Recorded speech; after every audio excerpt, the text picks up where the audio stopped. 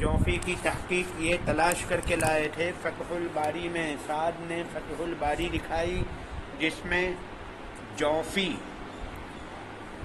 جو یمان جوفی کے ہاتھ پر حضرت مغیرہ اسلام لائے تھے، یعنی امام بخاری علیہ الرحمہ کے پردادا اسلام لائے تھے، اس لیے ان کو جوفی کہا۔ یہ تو اجمی ہیں، اجمی النسل ہیں، عربی نہیں ہے، اور جوفی یہ تو عربی قبیلہ ہے، لیکن یہ ان کے ہاتھ پر اسلام لائے تھے اس لیے۔ ہاں، دوسری کتاب انہوں نے دکھائی تہذیب الکمال فی اسماء الرجال، جمال الدین مزی رحمۃ اللہ علیہ کی، جس میں روات کی سوانح، روات کے احوال کو جمع کیا ہے۔ صحائح ستہ بلکہ عشرہ میں جتنے روات کے نام ہیں ان کے احوال، ان کے حالات زندگی کو جمع کیا ہے جمال الدین مزی رحمۃ اللہ علیہ نے۔ اور کل کہا تھا آپ کو اکمال الگ چیز ہے، یہ تو کمال ہے، کمال فی اسماء الرجال اصل کتاب کا نام، کمال فی اسماء الرجال، پھر اس کی شرح کی ہے تہذیب الکمال، اور وہ اکمال الگ ہے۔ دیکھی اکمال نہیں دیکھی ہے، کہاں دیکھی؟ مشکات شریف میں دیکھی آپ نے، آخر میں دیکھ لیجیے، آج دیکھ لیجیے، کل بیمار تھے۔ اکمال مشکات شریف کے آخر میں ہے، وہ بھی اسماء رجال میں ہے، لیکن وہ فقط مشکات شریف کے رجال کی سوانح ہے۔ یہ تو صحائح ستہ بلکہ عشرہ، ان کے ساتھ مسند احمد، مسند شافعی، مسند موطا مالک، مسند ابو حنیفہ، یہ چاروں ائمہ کے جو مسانید ہیں ان کے احوال روات بھی اس میں جمع کر لیے ہیں۔ یہ کتاب تہذیب الکمال فی اسماء الرجال، آپ لوگ نیٹ سے اس کو ڈاؤن لوڈ کر سکتے ہیں اور اس کی زیارت کر سکتے ہیں،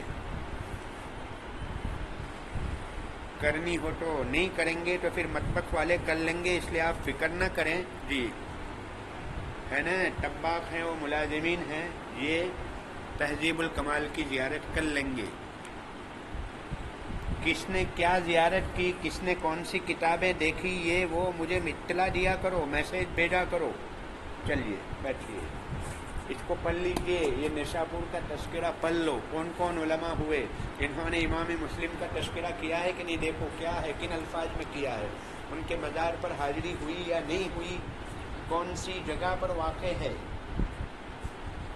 کل سرفراز جموں سری نے ایک بہت اچھی بات بتلائی تھی کہ رئی راجی ایران میں جو شہر ہے اب وہ تہران کے نام سے معروف ہے، تہران، یہی دی تہران میں چند گھنٹے قیام، ابھی بھی تہران میں ایک چھوٹا سا محلہ علاقہ ایسا ضرور ہے جو رئی کے نام سے ہے، لیکن پہلے جو رئی تھا وہ اس کا نام اب تہران پڑ چکا ہے۔ نشاپور دیکھ لینا، امام مسلم کا تذکرہ، خاص تو ہمارا مقصد یہ تھا۔ چلیے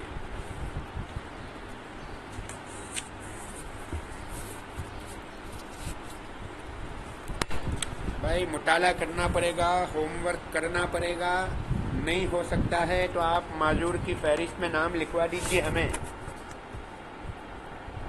تاکہ ہمارا وقت ضائع نہ ہو کہ مولانا ذرا ہمارا نام معذورین میں لکھ لیجیے، جن جن کو لکھوانا ہو نام لکھوا دیجیے صفوان ترکیسری کو۔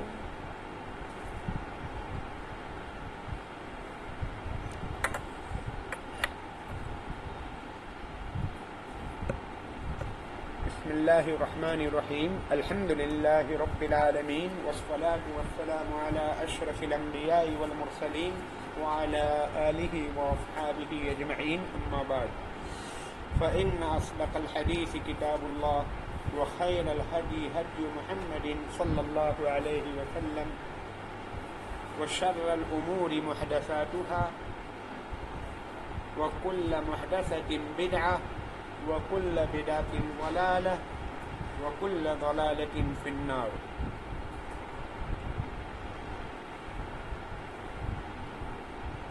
وبالإسناد المتصل منا إلى أمير المؤمنين في الحديث أبي عبد الله محمد بن إسماعيل البخاري، نفعنا الله بعلومه قال كتاب النكاح بسم الله الرحمن الرحيم الترغيب في النكاح لقول الله تعالى فانكحوا ما طاب لكم من النساء. ربی یسر ہو چکی تھی نا کل. وبالاسناد المتصل منا الى امير المؤمنين في الحديث ابي عبد الله محمد بن اسماعيل البخاري رحمه الله تعالى قال حدثنا سعيد بن ابي مريم قال اخبرنا محمد بن جعفر قال اخبرني حميد بن ابي حميد الطويل انه سمع انس بن مالك رضي الله تعالى عنه وعنهم يقول جاء ثلاثة رهط إلى بيوت أزواج النبي صلى الله عليه وسلم يسألون عن عبادة النبي صلى الله عليه وسلم فلما أخبروا كأنهم تقالوها فقالوا وأين نحن من النبي صلى الله عليه وسلم قد غفر له ما تقدم من ذنبه وما تأخر. قال أحدهم أما أنا فأنا أصلي الليل أبدا. وقال آخر أنا أصوم الدهر ولا أفطر.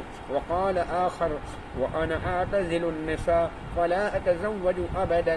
وجاء رسول الله صلى الله عليه وسلم إليهم فقال أنتم الذين قلتم كذا وكذا أما والله إني لأخشاكم لله وأتقاكم له لكني أصوم وأفطر وأصلي وأرقد وأتزوج النساء ومن رغب عن سنتي فليس مني.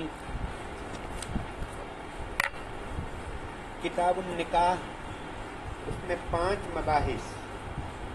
بہت ساری جگہ پر الفاظ آگے بھی اس میں بخاری شریف میں عبارت میں بتلاتے رہیے وہ نسخوں کا فرق ہوتا ہے. جیسے بسملہ کے بارے میں اختلاف ہے. یہاں بسملہ آپ دیکھ رہے ہیں، بسملہ یہاں مؤخر ہے. یہ فربری والے نسخے میں بسملہ کی تاخیر ہے اور نصفی والے نسخے میں بسملہ کی تقدیم ہے. پہلے بسملہ پھر کتاب النکاح.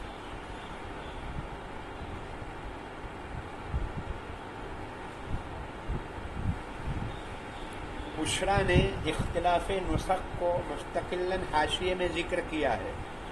کہاں کون سے الفاظ کا فرق ہے، اختلاف ہے، یہ نسخ کا اختلاف ہے.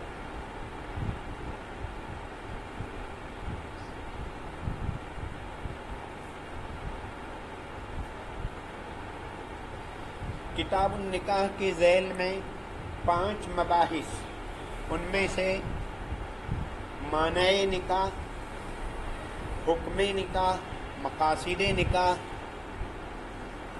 اور شرائط نکاح پر گفتگو ہو چکی. شرائط نکاح میں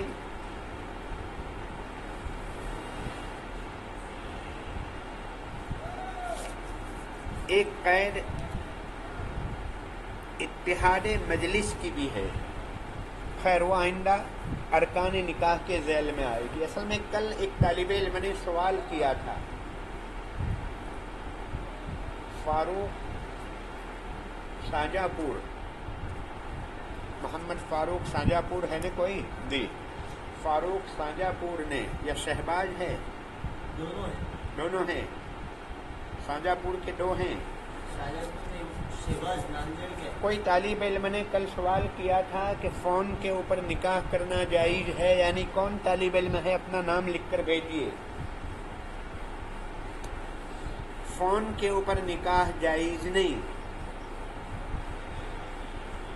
آج کل یہ واقعات بہت پیش آتے ہیں. لڑکا بیرون میں ہے، لڑکی دوسرے ملک میں ہے، اور لڑکی چونکہ مجلس نکاح میں عموماً حاضر نہیں ہوتی، ان کی طرف سے ان کا وکیل ہوتا ہے. اب لڑکا بھی حاضر نہیں ہے تو اس کی طرف سے اس کا وکیل آ جائے.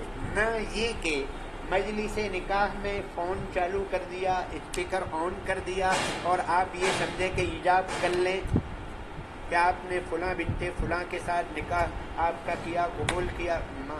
اس طرح ایجاب و قبول صحیح نہیں ہوگا. اتحاد مجلس شرط ہے.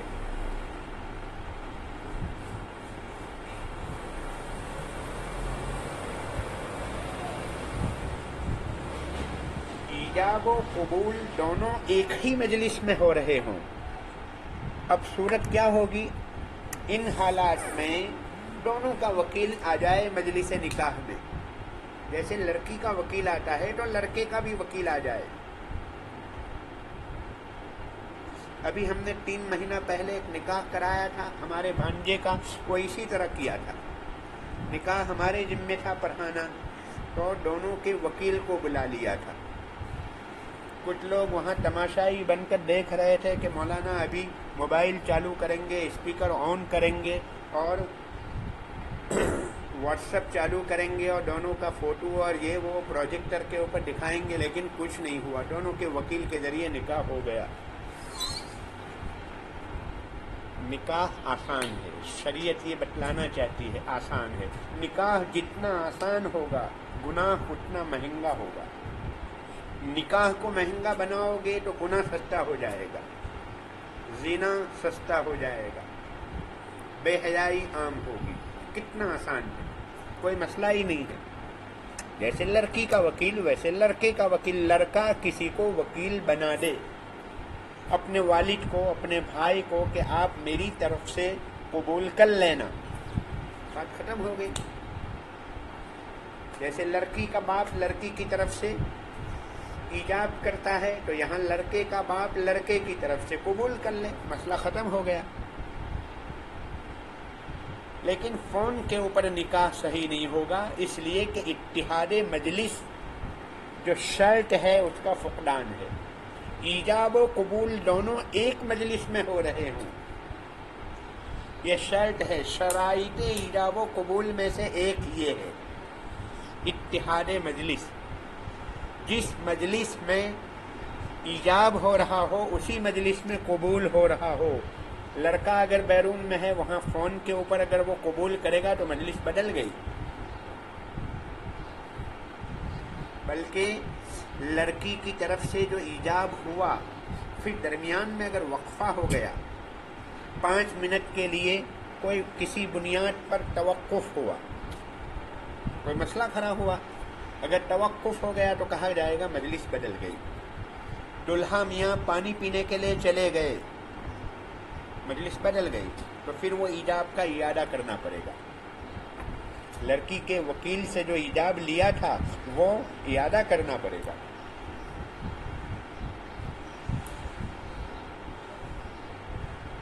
چار عناوین پر گفتگو ہو چکی. نمبر 5 ارکان نکاح. ارکان نکاح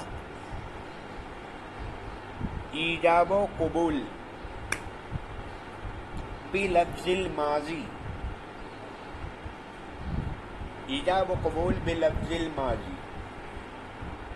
لڑکی یا لڑکی کا وکیل کہے کہ میں نے اپنی ذات کو پیش کیا یا فلاں بنت فلاں کو آپ کے نکاح میں دے رہا ہوں. مضارع مستقبل نہیں، دوں گا نہیں، وہ صحیح نہیں ہے. اگر وہ یہ کہے لڑکا میں نے قبول کیا تو صحیح، میں قبول کروں گا، یہ وعدہ قبول ہے، قبول نہیں ہے. کر رہا ہوں یا کیا ٹھیک ہے. انشاءاللہ کہا تو نکاح منعقد نہیں ہوگا، وہی بات ہوگی. انشاءاللہ کا مطلب نہیں. اللہ کی مشیت کو معلوم کرنا اس وقت موقوف ہے، معلوم نہیں کر سکتے، لہذا معاملہ معطل ہو جائے گا پورا. ایجاب و قبول بلفظ الماضی.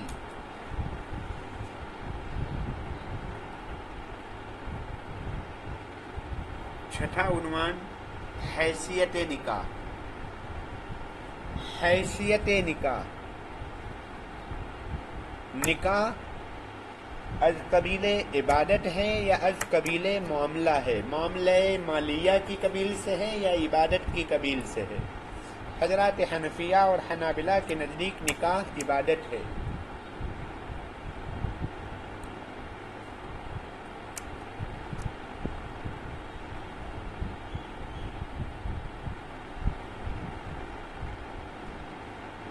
حضرات مالکیہ کے نزدیک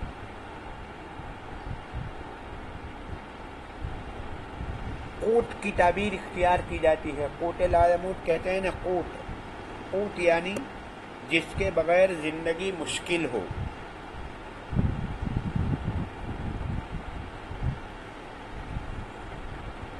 حضرات شوافے کے وہاں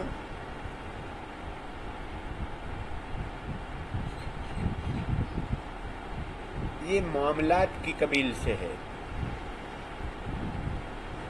ہمارے نزدیک مرکب ہے، عبادت بھی ہے، معاملہ بھی ہے. شوافے کے نزدیک یہ معاملہ ہے فقط، یعنی حیثیت نکاح میں جو عنوان ہے وہ یہی ہے کہ یہ عبادت ہے یا معاملہ ہے. حنفیہ کے نزدیک دونوں ہے، شوافے کے نزدیک فقط معاملہ ہے.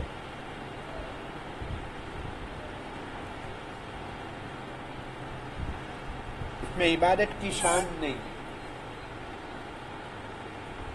اسی لیے آپ نے اصول الشاشی میں پڑھا، تخلی بالنفل افضل من النکاح. اشتغال بالنکاح کے مقابلے میں نوافل میں مشغول ہونا اولا ہے. تو ہمارے یہاں نکاح میں مشغول ہونا اولا ہے تخلی للنفل کے مقابلے میں.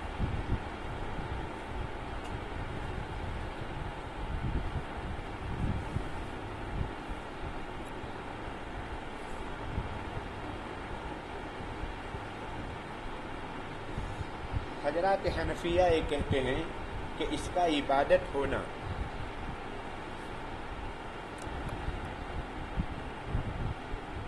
اس کی دلیل نمبر 1 یہ مسجد میں ہوتا ہے.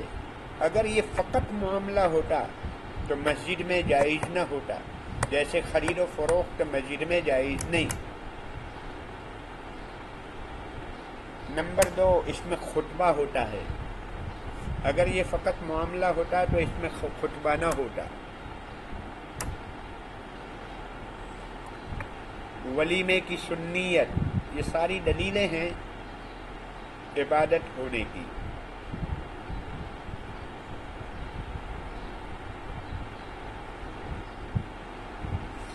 حضرات شوافے یہ کہتے ہیں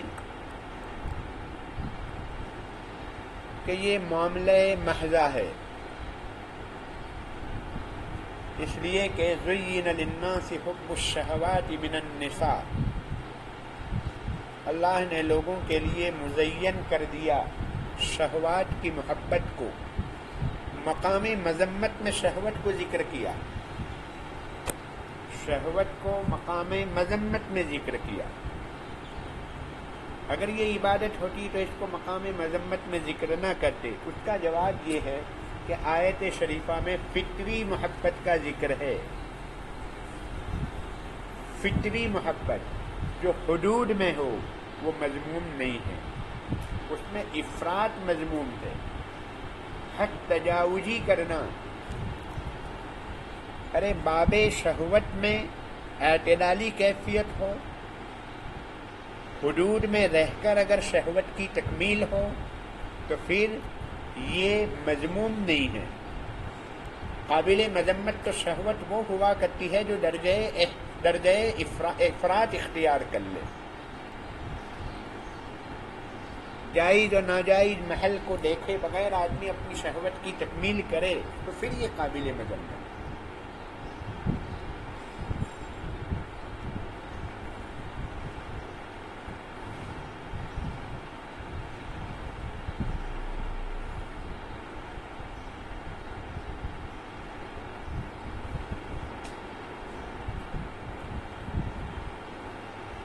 بلکہ نکاح ایک ایسی عبادت ہے، عبادت ہی نہیں ایسی عبادت ہے کہ وہ نکاح ہونے سے لے کر بہت لمبی عبادت. نمازی نماز پڑھنے تک نمازی ہے، نماز سے فراغت ہو چکی نماز ختم، غروب آفتاب ہو چکا روزہ ختم، ایام حج ختم ہو چکے حج ختم. لیکن نکاح کرنے کے بعد موت تک یہ عبادت جاری. آدمی نائم ہے، سویا ہوا ہے، پھر بھی عبادت نکاح کا اجر و ثواب اس کو مل رہا ہے.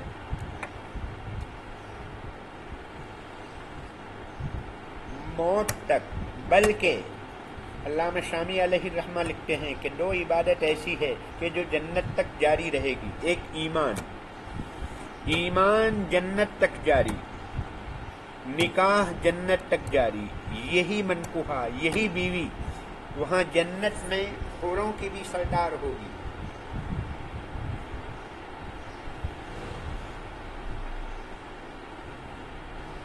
اللہ اس کو وہاں حسن و جمال سے آراستہ کر دیں گے، بلکہ حوروں سے زیادہ حسین ہوگی، اس لیے کہ حوروں کے پاس سجدوں کا، تلاوتوں کا، دعاؤں کا، عبادات اور مجاہدوں کا نور نہیں ہے. ان کے پاس نماز، روزہ، حج، زکوٰۃ، عبادات کا بھی نور ہوگا.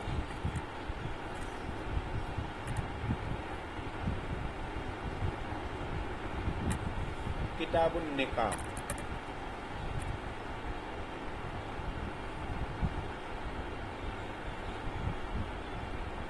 ایک عنوان کا اضافہ کر لو، نیت نکاح. 6 عناوین ہوئے نا، اب 7واں عنوان بڑھا لو، نیت نکاح.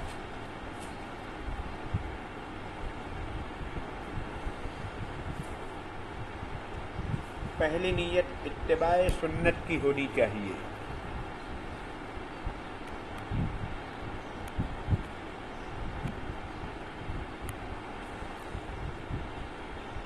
نمبر 2، تکثیر امت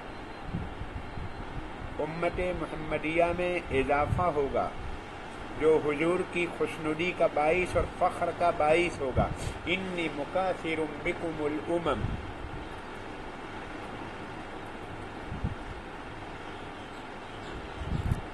اور تیسری نیت ہوگی عفت و عصمت. میں نکاح اس لیے کرتا ہوں تاکہ پاک دامنی حاصل کروں. نکاح کے باوجود اگر پاک دامنی حاصل نہ ہو تو کہا جائے گا کہ یہ نکاح اپنی جگہ پر اس قدر کامیاب نہیں ہوا. نکاح سے پہلے دل و دماغ، خیالات، آنکھیں اگر آزاد تھی اور نکاح کے بعد بھی وہی معاملہ ہے تو پھر کہا جائے گا کہ نکاح تو عفت و عصمت کے لیے ہوا کرتا ہے، اس کے نکاح نے اس کو پاک دامن نہیں بنایا. اتنی ناکامی کہی جائے گی.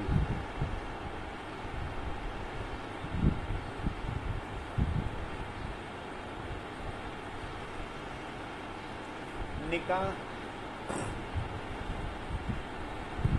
بسم اللہ الرحمن الرحیم. دیکھیے، اسلام میں اعتدال ہے، عدل بھی ہے، اعتدال بھی ہے. افراط و تفریط نہیں ہے اسلام میں. افراط و تفریط بہت حد سے آگے بڑھ جانا. لامحدود نکاح کی اجازت ہوتی تو کہا جاتا ہے افراط ہے. کوئی حد بندی نہیں، کوئی قید نہیں. اور راہبوں کی طرح، عیسائی پادریوں کی طرح نکاح کرنا ممنوع تو یہ تفریط ہوتی، کوتاہی اور کمی کہی جائے گی. بالکل نکاح نہ کرنا اور نکاح کرنے میں کوئی پابندی نہیں، کوئی حد بندی نہیں، یہ دونوں افراط و تفریط ہیں. اسلام میں اعتدال ہے. نکاح کی ترغیب دی. سب سے پہلا باب جو ہے ترغیب کا باب ہے.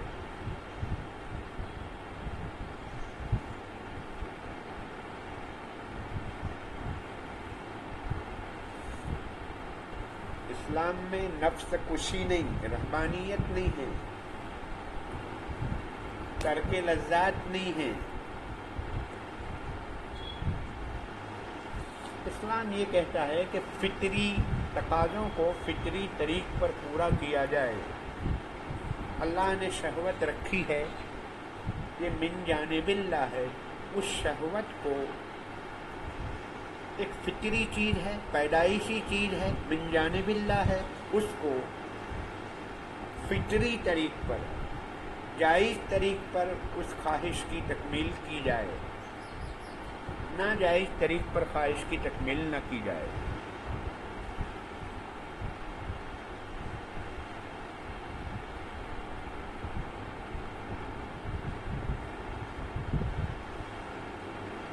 اسلام میں ازالہ نہیں ہے، امالہ ہے. شہوت کا خاتمہ نہیں کہ شہوت کو کوٹ دو، ختم کر دو، خصی بن جاؤ. آلہ تناسل کو قطع کر لو، اس بات کی تعلیم نہیں دی. ہاں، امالہ کیا، اس کو ایک صحیح رخ دے دیا.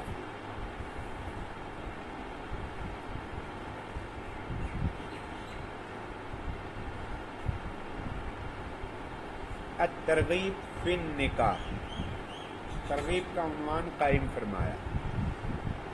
ترغیب سے مراد شوق دلانا، یعنی گویا فضیلت کا باب ہے. یہ باب نکاح کی فضیلت کا ہے، فرضیت کا نہیں، تاکیدی حکم نہیں. ترغیب ہے. ارے ہوتا ہے نہیں جیسے تہجد کی ترغیب رغبت دی جائے، تو ویسے یہاں پر ترغیب ہے. آواز پہنچ رہی ہے نا بھائی؟ کوئی شکایت تو نہیں ہے؟ دیکھا کرو، اوپر رکھا کرو، بالکل سب کے سامنے رکھو تاکہ لائٹ آ جائے. اگر کوئی کسی کا میسج آئے تو فوراً سب کے سامنے آ جائے. جی، ترغیب کا عنوان قائم کیا یعنی کہ فضیلت. مطلب یہ ہے کہ فرضیت اور تاکیدی حکم کا بیان نہیں ہے.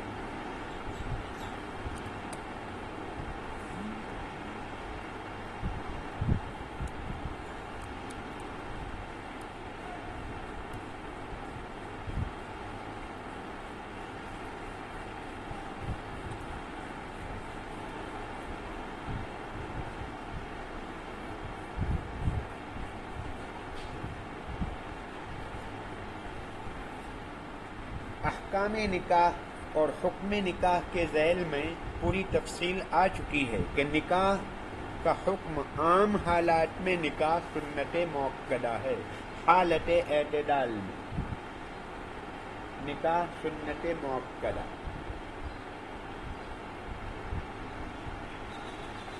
پانچ میں سے اوپر والے 2 اور نیچے والے 2 زنا کا یقین ہو، زنا کا ظن غالب ہو تو نکاح کرنا حرام ہے، وہ مکروہ تحریمی ہے.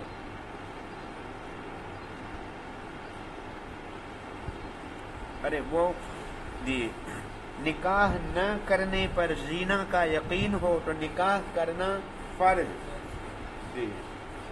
اور ظن غالب ہو تو واجب. اور نکاح کرنے پر حق تلفی،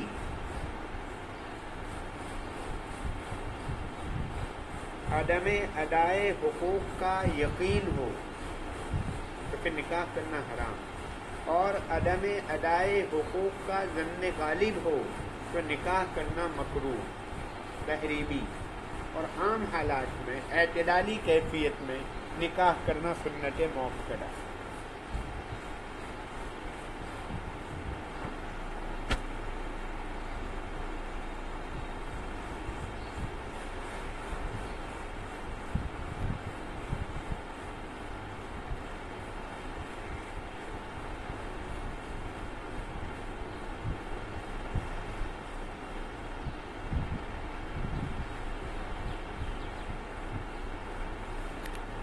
حضرت آدم علیہ السلام سے لے کر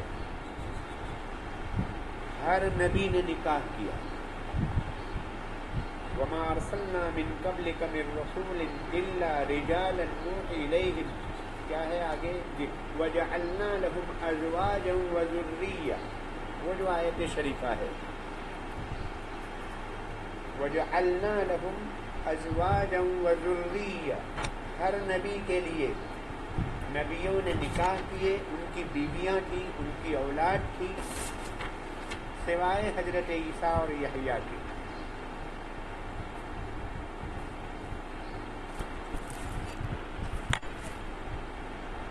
حضرت عیسیٰ علیہ السلام قرب قیامت میں آسمان سے جب نازل ہوں گے تو اس کے بعد نکاح کریں گے. حضرت یحییٰ علیہ السلام نے اپنے خصوصی احوال کی بنیاد پر وہ یاد الہی میں ایسے مستغرق تھے، ایسے مشغول تھے.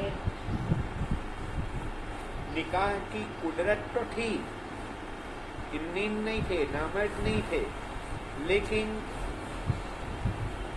उनको खदशा था अदम अदाए हुकूक का।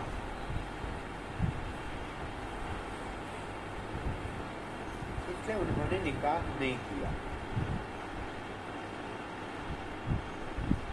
और हमारे लिए जवाब ये है कि ये शराए मन क़ब्लना की कबील से है।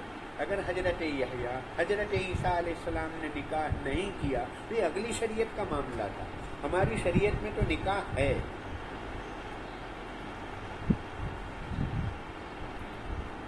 अशरफुल अंबिया वो अशरफुल अहवाल, उनके अहवाल भी अशरफ, नबियों में सबसे ज़्यादा शरीफ तो उनके अहवाल भी सबसे आला।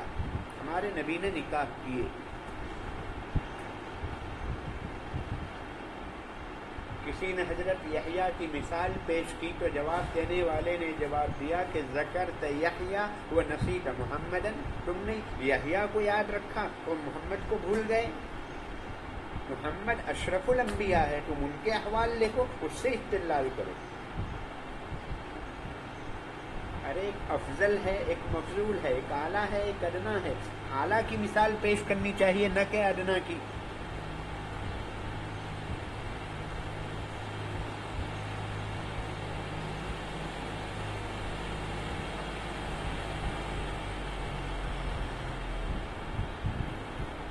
शेख अब्दुल फत्ताह अबू गुल्ला अलैहिर्रहमा ने एक तालीफ फरमाई है जिसका नाम है अल उलमाउल उज़्ज़ाब, निकाह न करने वाले उलमा। ऐसे 36 उलमा का तज़किरा किया है। अल उलमाउल उज़्ज़ाब लिख लो, आइंदा कभी कुतुब खाने में मौका मिले तो तलाश करो, है या नहीं किताब है। फरीद मियाँ कहते हैं कि